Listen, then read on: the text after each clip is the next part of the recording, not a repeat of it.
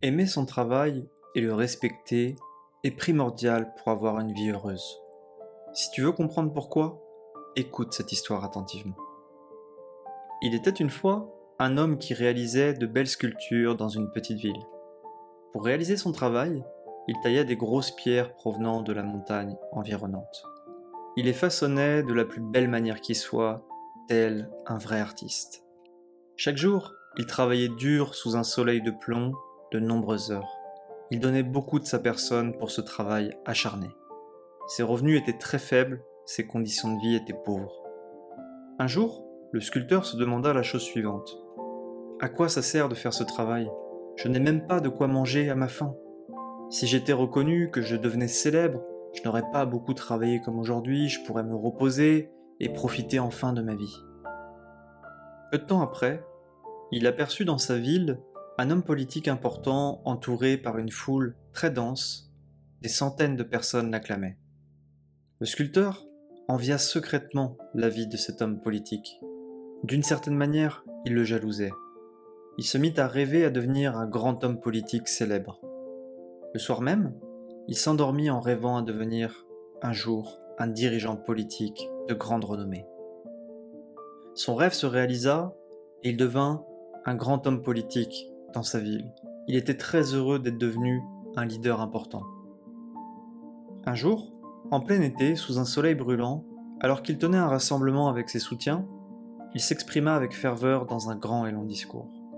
À la fin de son show, il s'effondra sur la scène. Il ne supportait pas la chaleur du soleil. En reprenant conscience, il était allongé sur un lit d'hôpital, complètement affaibli par son malaise. Il se mit à penser alors que le soleil était bien plus fort que lui, bien plus puissant que tout le monde. Il se rêvait maintenant à devenir le soleil. À force d'y penser continuellement, il devint alors le soleil.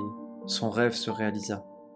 Il brillait maintenant de fierté, il pouvait créer de la chaleur et il scintillait de manière flamboyante. Un jour, il aperçut un fermier qui travaillait confortablement dans un champ. Il augmenta la chaleur, mais ça ne faisait aucune différence pour l'agriculteur. À un moment donné, il remarqua qu'un léger vent rafraîchissait le fermier dans son travail. Il pensa alors que le vent était finalement plus fort que le soleil.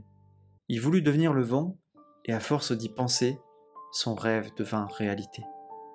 En étant le vent, il se déplaçait librement, ici et là. Il était très heureux. Un jour, il se heurta à un obstacle de taille importante, une montagne. Il essaya de contourner cette montagne, mais il ne pouvait pas la traverser. C'est alors qu'il pensa que la montagne était finalement plus puissante que le vent. En se changeant en montagne, il pouvait se vanter d'être plus fort et de dominer tous les autres éléments. À force d'y penser, il se transforma en montagne et était finalement très satisfait de sa vie. Il se sentait fort et puissant. Il pouvait retenir le vent. Après quelques jours, il entendit des bruits de marteau autour de lui. Lorsqu'il baissa les yeux, il s'aperçut qu'un sculpteur était en train de réaliser un chef-d'œuvre avec des pierres provenant de sa montagne. Le sculpteur tapait inlassablement avec son marteau sur ces pierres. Il voulut alors l'arrêter, mais il ne put rien faire. Il se trouvait dans un état de désespoir intense. En y réfléchissant, il pensa que le sculpteur était finalement plus fort et plus puissant que lui, la montagne. Il se souvenait maintenant que dans le passé, il était lui aussi sculpteur. Il se mit à rêver à retrouver son métier initial. Mais ça n'était plus possible, on ne pouvait pas revenir en arrière. Il a commencé alors à se réfugier dans la prière en demandant à Dieu de le faire revenir à sa vie d'avant, de sculpteur. Malheureusement, son souhait ne se réalisa pas. Il pleurait à chaudes larmes, de tristesse et de dépit, tout au long de la journée. Une seule chose l'obsédait, redevenir sculpteur, pouvoir travailler la pierre, construire des œuvres d'art, embellir le monde. À force d'y penser continuellement et après de nombreuses années de souffrance, il put revenir à sa première vie, celle d'un sculpteur talentueux et travailleur. Il était tellement fier et heureux de retrouver sa vie originelle. Aujourd'hui, il se sentait fort, puissant, libre de construire ce qu'il avait envie. Pour la première fois de sa vie, il ressentait une grande satisfaction et beaucoup de bonheur dans son travail de sculpteur. Quels enseignements peut-on tirer de cette histoire? En réalité, quel que soit le travail qu'on exerce, il a son importance. Il n'est pas moins bien qu'un autre travail. Chacun a sa propre valeur et fait de son mieux dans sa vie. Tout le monde doit être fier de son travail. Il n'y a pas de sous-métier ni de travail moins valorisant qu'un autre. Au début de cette histoire, le sculpteur détestait son travail. Il a changé de vie plusieurs fois.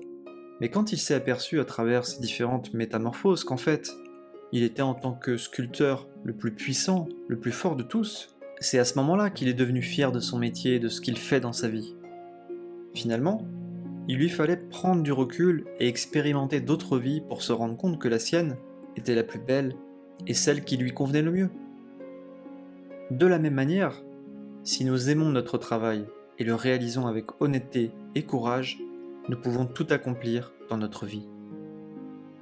Garde à l'esprit que peu importe le travail que tu fais, il a son importance et il a un impact sur la vie de nombreuses personnes. Tout est une question de perspective. L'utilité de ton travail ne se mesure pas au salaire que tu gagnes, ni à ton statut social. Il se mesure à ton engagement, à ta passion et à toute l'énergie que tu lui consacres. C'est toutes ces choses-là qui sont les plus importantes dans ta vie personnelle et professionnelle. Et surtout, n'oublie jamais qu'une personne qui travaille avec passion vaut 1000 personnes qui travaillent avec lassitude.